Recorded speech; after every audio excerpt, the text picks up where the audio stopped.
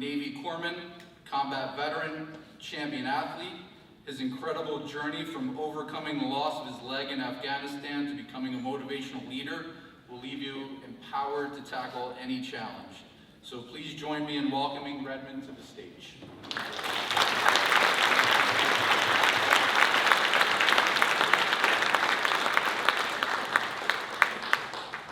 So when I was 22 years old, I was diagnosed with a terrible disease, something called one day I will-itis.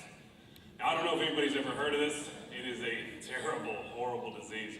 I spent the majority of my days telling myself, one day I will eat healthier and work out.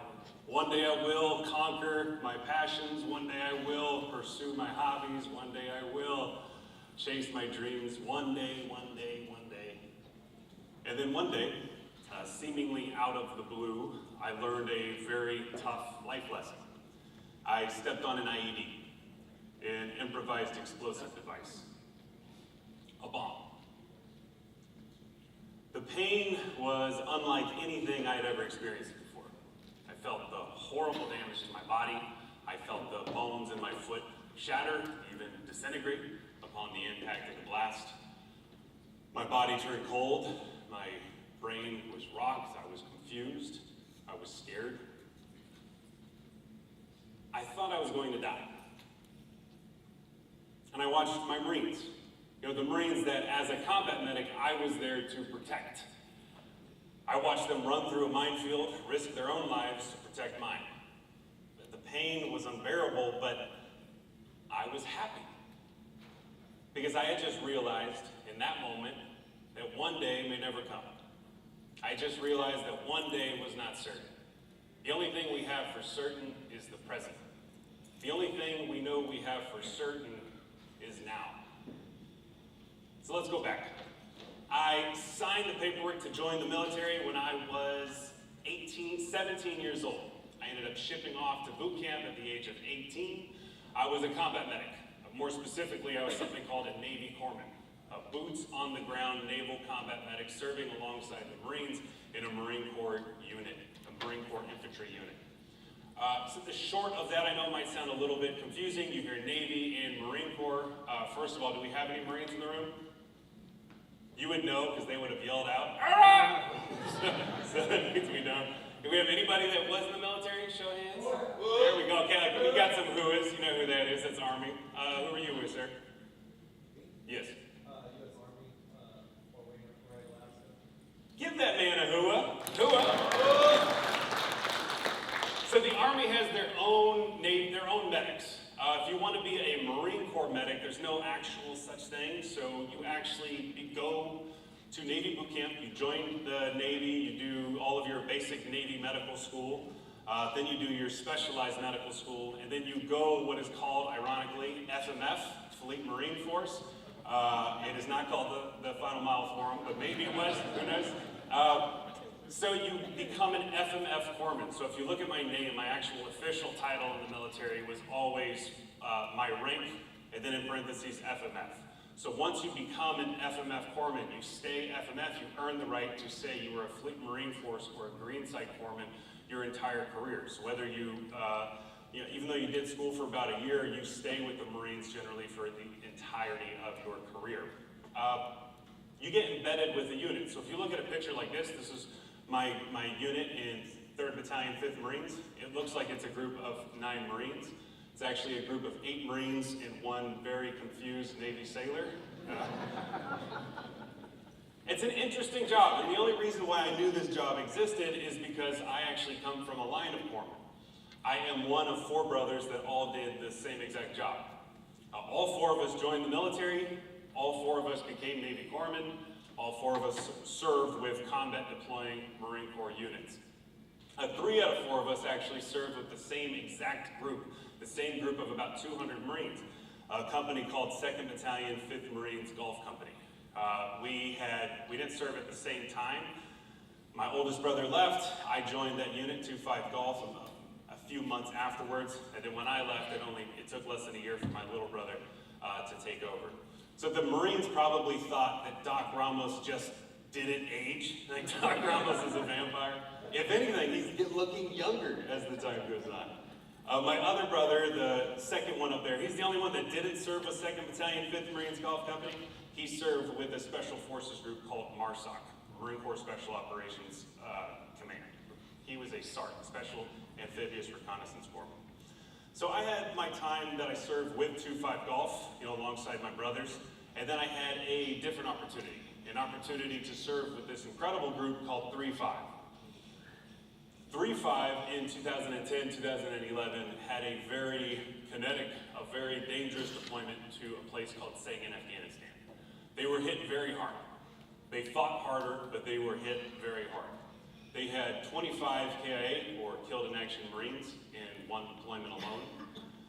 It's 25 Marines that'll never come home, 25 families that were forever affected in a negative way. They had 80 amputations on one deployment alone. They had over 200 Marines and corpsmen wounded in one deployment alone. It's hard to describe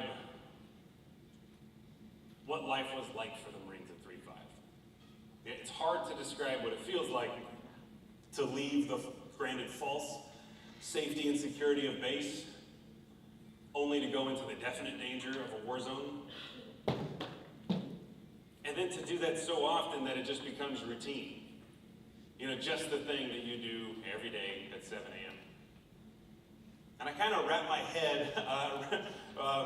thoughts around how I could get you guys to understand the feelings we had. And I think the best way to do that is to invite everybody on a quick journey into the past. So if you would, I would love everybody to just imagine that it's 2011. And just imagine you're me, some Navy Corpsman combat medic serving alongside the Marines of 3-5. And I want you to imagine that it's 7 a.m. So you know what that means? It is time to start our routine. So you do what you always do. You check all of your gear, make sure you have all of the magazines loaded up and ready to go, because you most likely will need them. Make sure the C4 is strapped to your back, because IED threats are very large in this deployment, so you won't be going through doors. You are going to be blowing holes through the walls to go through. Make sure that you have plenty of water, because you are going to be out for a very long time. Make sure your medical gear is somewhat sporadically thrown in your cargo pockets, because you can't have a med bag that makes you a target. And before you leave, you do a hopefully not final goodbye to your buddy working the tower. Almost immediately, you are wet, because your leaders are smart, I'm sure much like the leaders in this room, and they understand that your chance of being blown up or killed by an improvised explosive device are greatly decreased if you go through the water. So you end up having this kind of love-hate relationship with water. You love water because you know that this is where you are at your safest. The water is keeping you safe.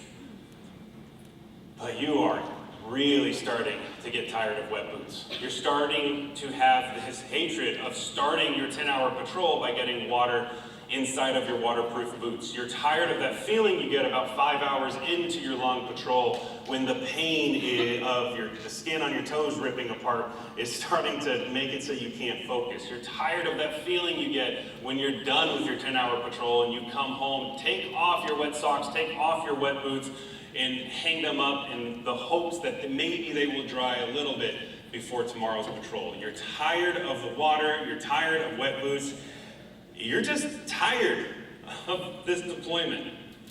And normally that would get to you, but not today. Because today is March 26th. You're almost done. Yeah, you have this patrol, one other, maybe one after that, and you are back on your way to the amazing United States of America. You're almost home. And you start thinking about home.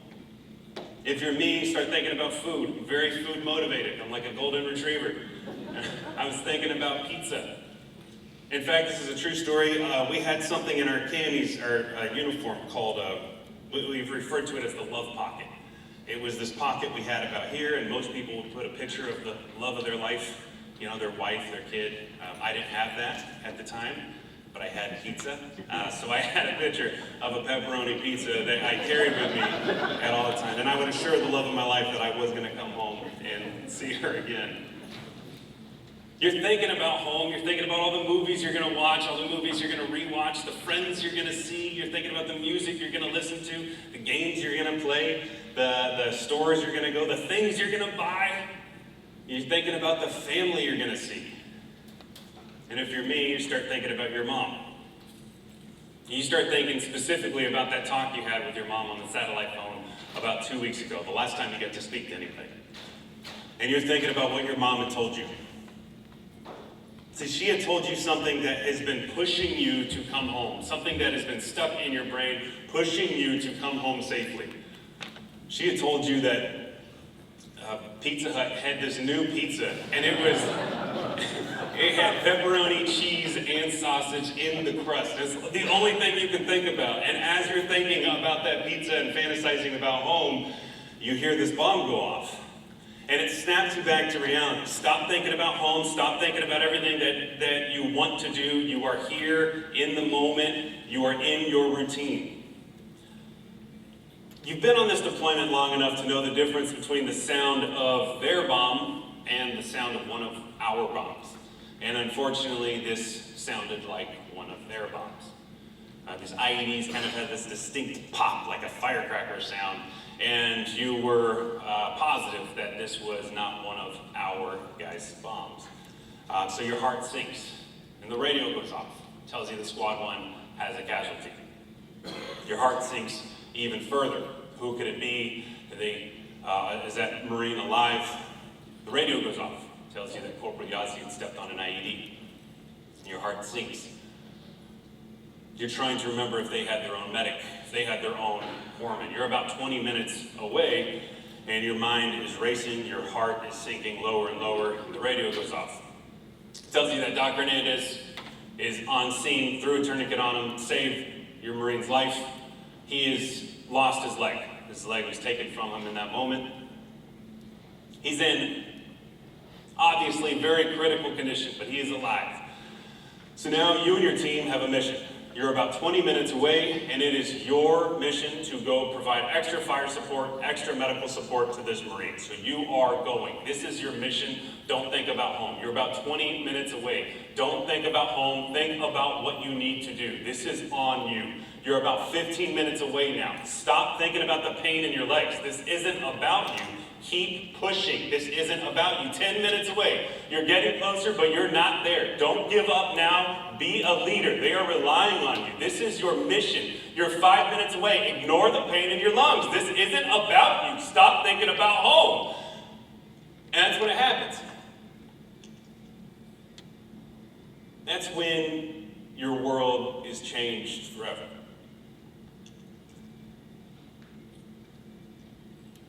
It's honestly pretty strange. You know, you go from feeling like you are needed in this world. You feel like your life has purpose. You are in control. You are needed. You are saving lives. And then the next moment, you're just a liability. You're just the reason that your Marines are having to put themselves at risk. Your entire world changes in one wrong step. A very interesting thing happens when you face death. You have this panic desire, this panic need to know that I lived my life right. Did I say enough? Did I do enough? Did I help enough? And I hadn't. Not at that time. I think I was so afraid of dying, so afraid of failing, that I forgot I was supposed to live. I was supposed to take chances. I was supposed to fail. I was supposed to go out and do stuff that I actually wanted to do. But I was paralyzed by this fear of failure. I felt like I was a good corpsman. I did that part right, but I wouldn't allow myself to achieve anything outside of that. I wouldn't allow myself to take chances as being a medic. I wouldn't take chances outside of that realm. The wounds aren't always the hardest part about being wounded. And for me, lying on the ground, I had this horrible dread, this feeling that I was falling from grace. It felt like I blinked, and the next moment I was in a hospital, going from being this Captain America to being in a hospital, relying on a nurse, relying on my mom to help me use a bedpan. That fall from grace was such a hard pill to swallow. But I lay there, and I watched my Marine save my life. Everything moved in slow motion. The pain was horrible, but I remember just having this horrible sinking feeling of dread turn into this wonderful feeling that I was just given a gift. See, I had just realized that this was it. One day may never come. One day was not certain. This was the only chance that I had. It was a light switch moment that happened. I had realized that all of those things I've been putting off, the hobbies I didn't chase, the dreams I didn't conquer, the passions I didn't pursue, all those things I kept putting off till one day were going to be accomplished now. Because I was just given a gift, a second chance at life, a second chance to do anything and everything I ever wanted to do. Sometimes we hear about people seeing their life flash before their eyes when they face certain death, and something similar happened to me. To me, it was the life that I wish I had lived.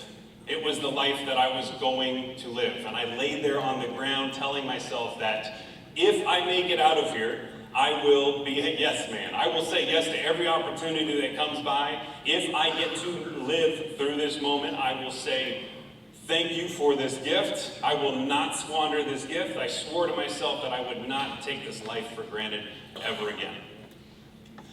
Look, I can't tell you the best way to live your life, but I can tell you what it feels like to be gifted a second one. So what I want to share with everybody today are my 3 simple rules, how to live like you almost died. And it starts with rule number 1, create laughter. Now when I showed up to that first hospital in Balboa, my final hospital in Balboa, California, very intimidating place. This physical therapy facility that I would spend the next 2 years of my life.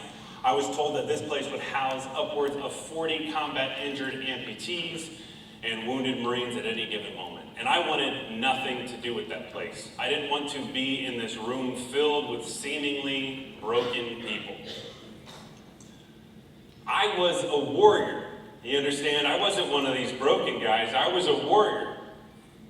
And it took me a minute going into that room to realize how wrong I was. See, I was right to be intimidated. This room was intimidating, especially for a newly injured warfighter like myself, but not for the reasons I had thought. It was intimidating seeing all of these Marines, many of which I had just served in combat with, now missing eyes, missing legs, missing arms, scars everywhere, but working out harder than anybody I had ever seen work out before. You know, sweating in their shirts that said stuff like, I had a blast in Afghanistan. You can take the Marine out of the fight, but you can't take the fight out of the Marine. There were no victims here. You never once in this room heard anybody say, poor me. You never heard anybody ask, why me? It was a bunch of people who almost died. It was a bunch of people that through that were choosing to live. Every day they were making that choice to be happy, that choice to live. And it was intentional. It was a conscious decision that they made each and every day to lift themselves up and everyone around them up as often as possible. And I think because of that, because of their willingness to push on, their willingness to create laughter, to create fun and growth for everybody around them, they were able to achieve incredible results, results that never would have occurred otherwise.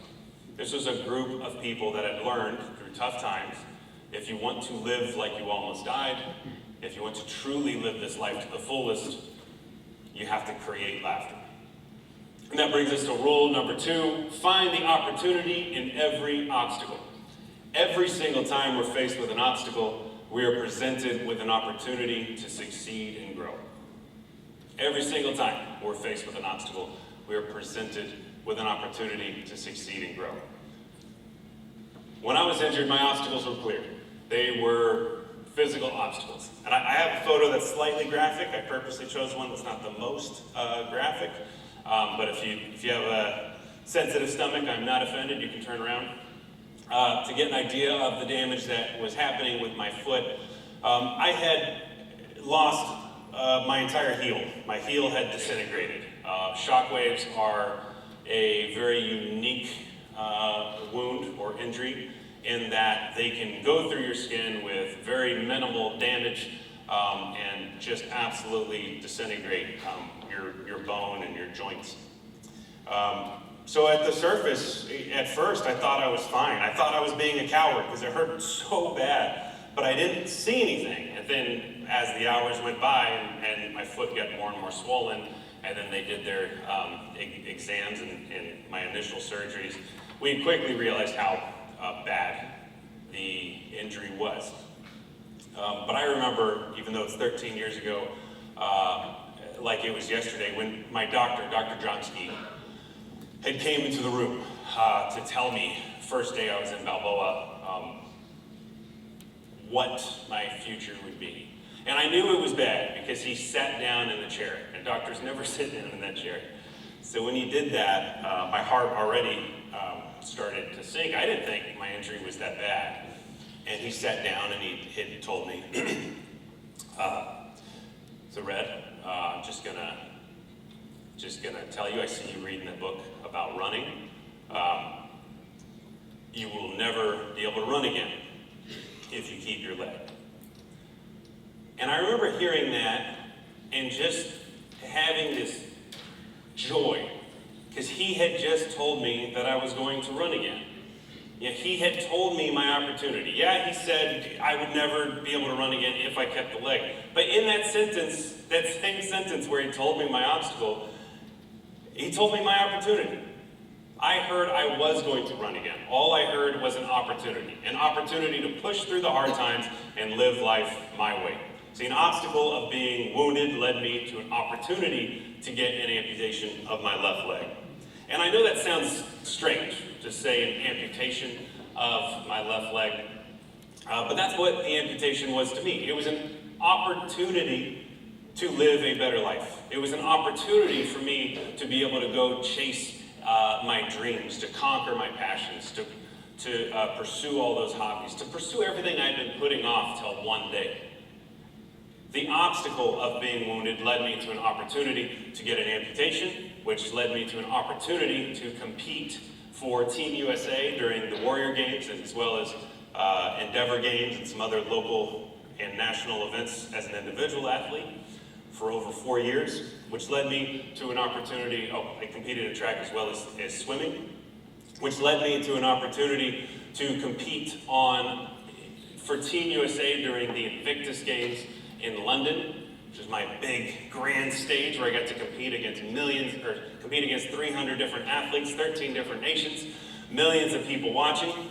That led to an opportunity to compete on this show called The Amazing Race, which led to 100 different obstacles and with them 100 different opportunities to live a fun, meaningful, exciting life.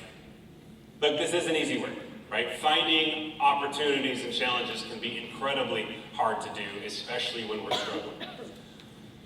But if we train our brain to think that way, we become unstoppable. Somehow even more successful than we already are. So rule number 2, if you want to live like you almost died, if you want to truly live this life to the fullest, find those opportunities in every obstacle that you face. And that brings me to my favorite rule, rule number 3, don't be afraid to fail. We hear it all the time, don't be afraid to fail. But seriously, look for something new or exciting to fail at as often as possible, because failing at something means we were willing to dare greatly. And when we live our life that way, we're going to fail. It's not an if, it's not a maybe, it's how often, it's when. How many times do I get to fail today? And I would rather regret a million things that I did badly than regret one thing that I was too scared to do. Earlier I showed you this photo, and I love showing this photo. I like showing this photo for 2 reasons.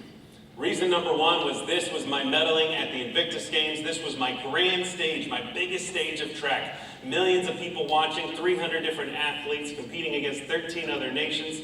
This was my proof of hard work, my proof of blood, sweat, and tears. 5 years led up to this photo. And the second reason why I like to show this photo is because it's blurry. And it looks like it's a gold medal. Not a gold medal. It was bronze. My biggest stage. You know, did millions of people watching, televised while we were in London, wearing that Team USA uniform. Granted, different than my military one, but it was that USA uniform again. And I failed. And if you know anything about medaling, I failed to be the first failure. I was bronze. I was third place. I failed to even be the runner-up. And the reason why I showed you that photo and this photo, and not my photo, this is my 400-meter event. And the reason why I'm showing you that and not my 200 or my 100 meter is because they don't put you on the podium when you get 5th or 7th place, which is what I got in those events. Again, this is hard work, right? It's much easier to take failure and to use that as my reason to give up. You know, to give in when you feel like you've given it every single thing that you've got. You've put every single ounce of yourself into this, only to be disappointed by the results time and time again. But if there's one thing that my story has taught me, it's that we could recycle our pain. You know, we could use our pain, use our struggle to propel us towards something greater. After Invictus Games, I was devastated. I felt like I let everybody down that was rooting for me. I felt like there was no way that I could have failed at a bigger stage. I was embarrassed. I was going through a million different reasons of why I should have trained harder, how I could have trained harder. And I got home, and shortly after I had this message on Instagram. It was a message from a profile that had no picture on Instagram and no followers. It was just this mysterious, obviously scammy account. And the message had said, hey, do you want to travel the world? Obviously, don't ever respond to a message like that. So after I responded to that message, it was about 2 weeks that I was in LA. I didn't know what I was auditioning for. I just knew that I was doing an audition for a show that was potentially going to send me around the world. I had to go all these physical tryouts, these very mysterious tryouts. There were hundreds of other people there. Nobody knew exactly what we were doing. About a week, 2 weeks later, I started to piece things together that this potentially was going to be on The Amazing Race. This is potentially what I was auditioning for. And I say audition, it's more like a physical tryout, is what the audition was. And 3 months later, I am sitting there with gold medalist Matt Ladley in The Amazing Race, in the show. This obstacle of losing Invictus Games led to this opportunity to compete on an even grander stage, this show called The Amazing Race. Now, Matt Ladley is my partner. He is a gold medalist, X Games gold medalist, and like a legit one, not a blurry photo gold medalist. He's like the real thing. It was cool. If you haven't seen, has anybody seen The Amazing Race? Show of hands. Okay. Has anybody seen my season 29? Did you like me? I said yeah. The show, if you don't know how it works, they take 11 teams of 2. Our show was a little bit different. They took 22 strangers and they almost randomly paired us up into 11 teams of 2. I was incredibly fortunate that I was paired up with Matt Ladley. He was the most positive guy I had ever met, still that I've ever met in my life. And they send you out to do these crazy challenges.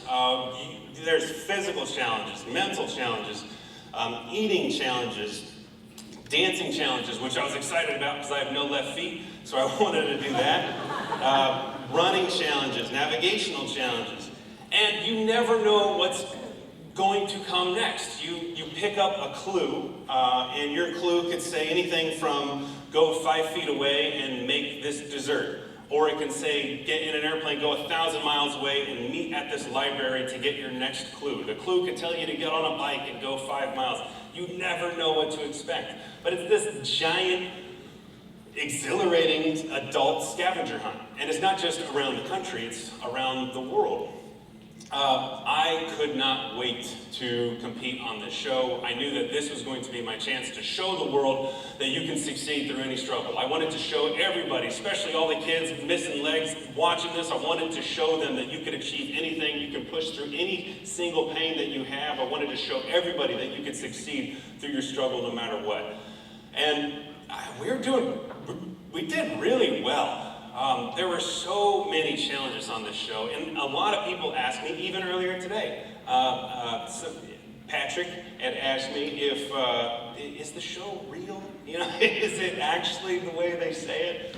And it is real. I kept waiting for them to kind of say, this is how it's going to really work. But the challenges were breathtaking. Bungee jumping, running, you know, we ran 6 miles in Greece. We ran, I think it was 8 miles in Africa. We did not stop. It was challenge after challenge after challenge. And to get you an idea, if you haven't seen the show, of what some of the challenges look like, I have one clip that I want to show you here. It's only about a minute long. This will give you an idea of what one of the challenges were. This was when we were competing in Vietnam. Making that bus changed everything for us today. To the right. Right there? Yeah, this is promising. There we go. We got an arrow.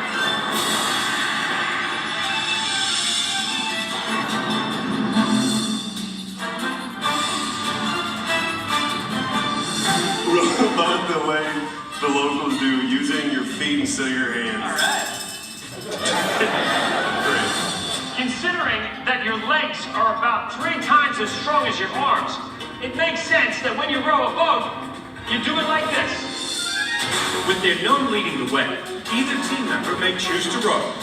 If teams can master the method and deliver these offerings to a ceremonial dragon boat, they'll be rewarded with their exploit.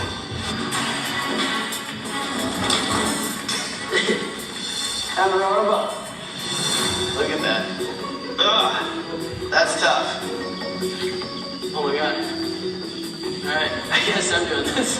Matt has 2 legs. I think I don't complain at all. I never say the leg holds me back, but like just being real, there are certain things that, you know, I'm going to be worse at. So we definitely chose properly. This is not easy. It is tricky. Like, you had to do the same oar motion that you do with your hands, but with your feet. And the hard part was, like, when you get the oar in the water, to, like, get it to turn and actually push the water, that was tough. See what I mean? But there's a trick, and I'm gonna find it out. Okay. Okay, I got this.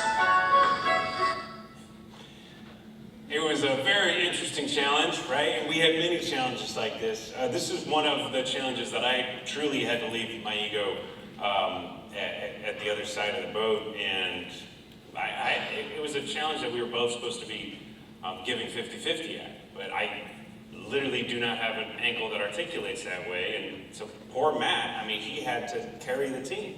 He had to just sit there. I mean, I sung songs to him. I tried helping him out morally. But he had to do that. And I had to put my ego aside and say, you know what? Matt is the better man at the job. We both knew at the time that he was the one doing that.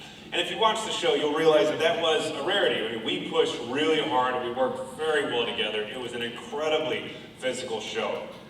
Actually, so much so that when we were done with this episode, we were, or this challenge, they call the episodes legs. So we were just about done with this leg. And we were in first place after that boat challenge. Feeling like we were on top of the world. The gap was big too. Second place wasn't even close to us. We had been crushing it. It was one of the most physical legs that we had. And this was a tough episode. We were just drenched. It looks like we've been in the water. That is purely sweat from all the biking and climbing we've been doing and all the canoeing Matt was doing. We, just like I talked about earlier, sometimes, you know, your biggest challenges might happen when you are least expecting it. This is when we felt like we were on top of the world. Everything was going right. We were in control. We were used to this. We were doing well. And that's when this skin infection just hit me the hardest. Yeah, the first day I had cut my leg up on this show. The show's about a month. And it just progressively got worse. Later that day, we were in Panama, and we were doing a water challenge, a canoeing challenge in Panama. I had water get into the socket, started an infection. Later on, we were in Africa in the water. The infection was continuing to get worse. By the time we got to Vietnam, 20-some days later, this infection had really affected me. Some of the worst pain I experienced. It felt like just a constant sunburn everywhere I was going. It just was like I was walking and peeling the skin on my leg. It was brutal. And I have one more clip to show. You can see at the end of that episode, we had to climb hundreds of stairs after running and biking for miles and miles. And I'm crawling because the pain was so bad I was barely able to move forward. But I just knew, I kept telling myself, don't stop. You can go slow, be as slow as you need, but you can't stop. One more clip to show you.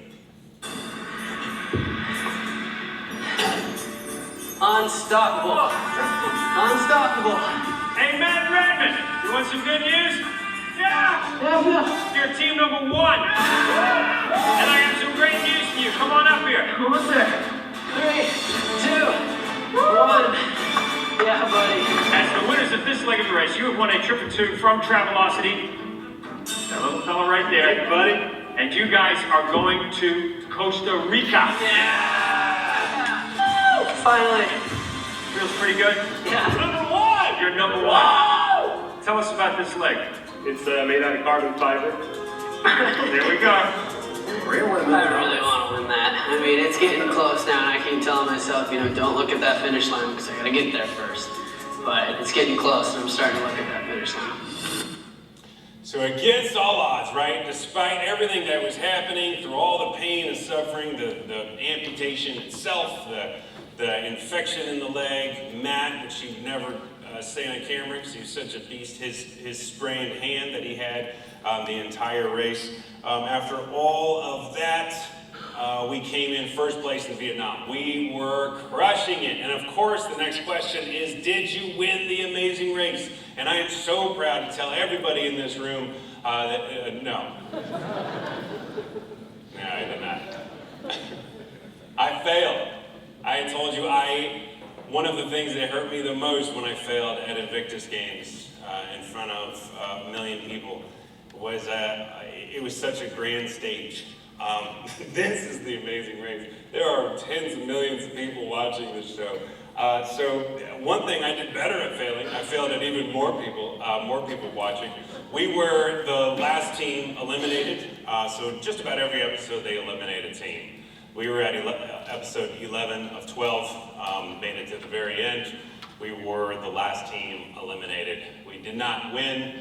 We didn't get to compete in the final episode where it's the final showdown of the last 3 teams. This is the moment that Phil, the host, tells us that we're eliminated. And he probably thinks we don't understand the words he's saying because we're just so happy to be here.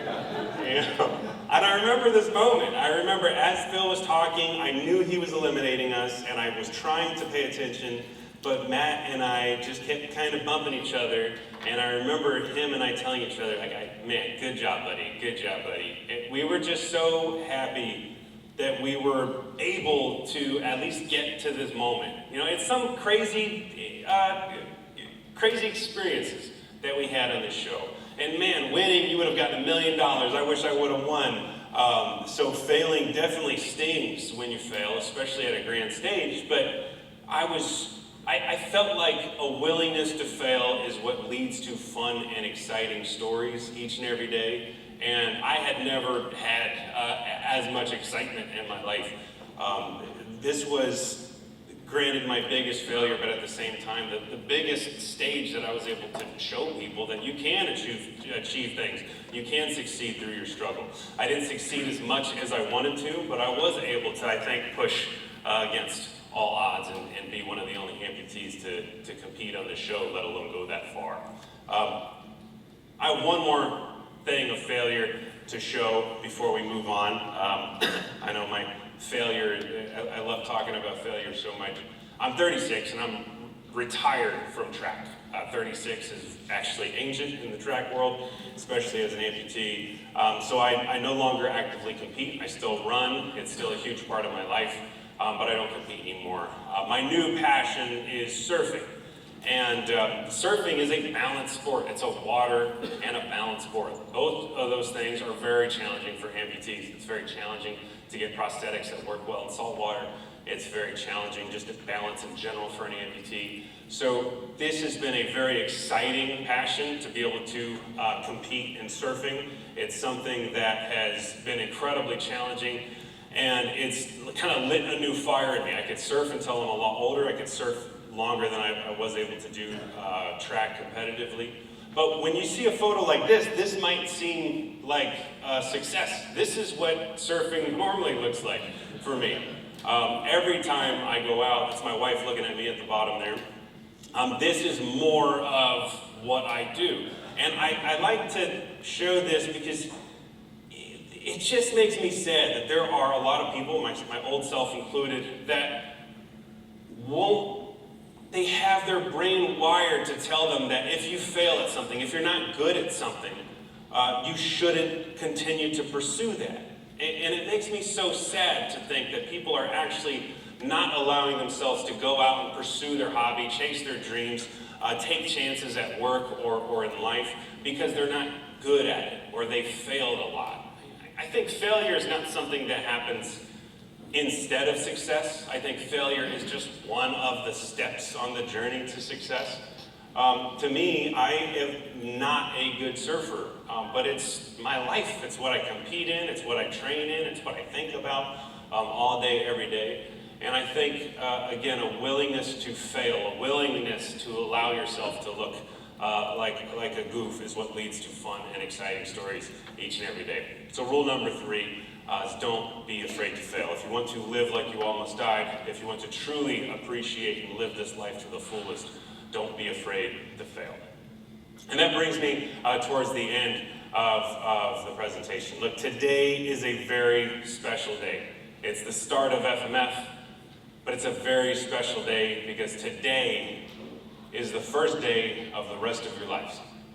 And tomorrow will also be a special day because tomorrow will also be the first day of the rest of your life, as will the day after that, and the day after that, and the day after that.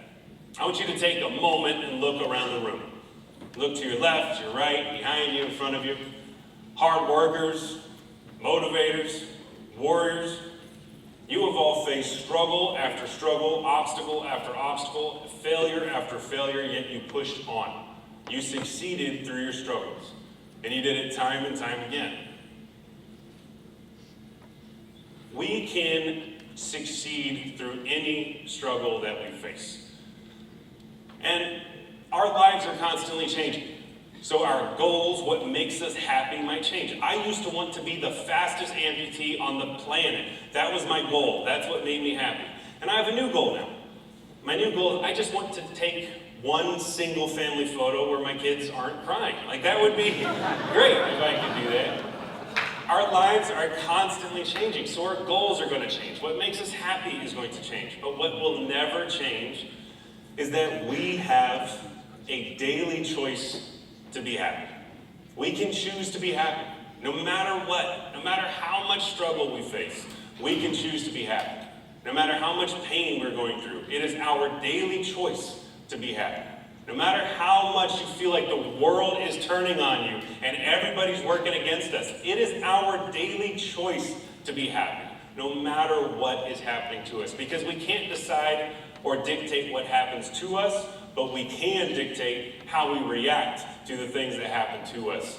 So I want you to remind yourself that it is our daily choice to be happy despite what is happening to us. So I want to leave everybody with a quick challenge.